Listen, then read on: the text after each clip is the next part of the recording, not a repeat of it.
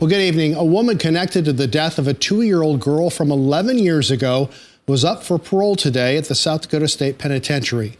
This time she was denied, but she had been out of prison once before. KELOLAND's Lauren Solik takes a look at the criminal history of 39-year-old Lori Knoyer.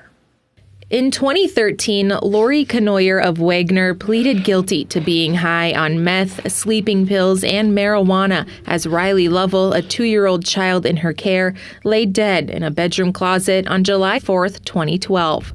The body was found about 24 hours later. I chose to put that needle in my vein. Now, for the rest of my life, I have to live with that choice. An 11-year-old boy in the Wagner home was sentenced for the actual killing of the toddler, but Knoyer received a harsher sentence because prosecutors said her drug use created the conditions for the toddler's death. An FBI agent had told Knoyer to keep the boy away from the younger children because he had grown to be aggressive.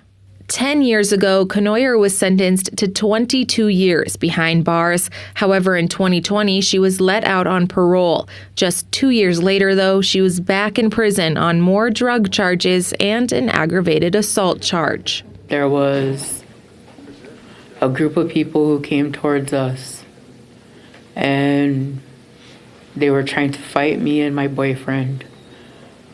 And I ended up pulling the knife out. And at that moment, I seen red, and I pretty much blacked out. She was sentenced on those charges back in September, but today she was once again in front of the parole board asking for a release from prison. I have made some poor decisions. Obviously, that's why I ended up back in prison. And I can sit here and I can blame circumstance, mental health, all of this, but I'm not going to. I'm just going to accept full responsibility. I messed up.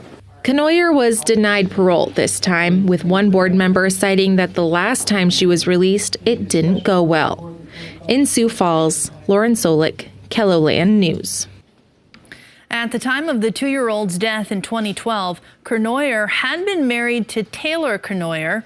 He was also convicted of similar charges for using drugs at the time of the toddler's death. He is still in prison with an expected release date in 2034.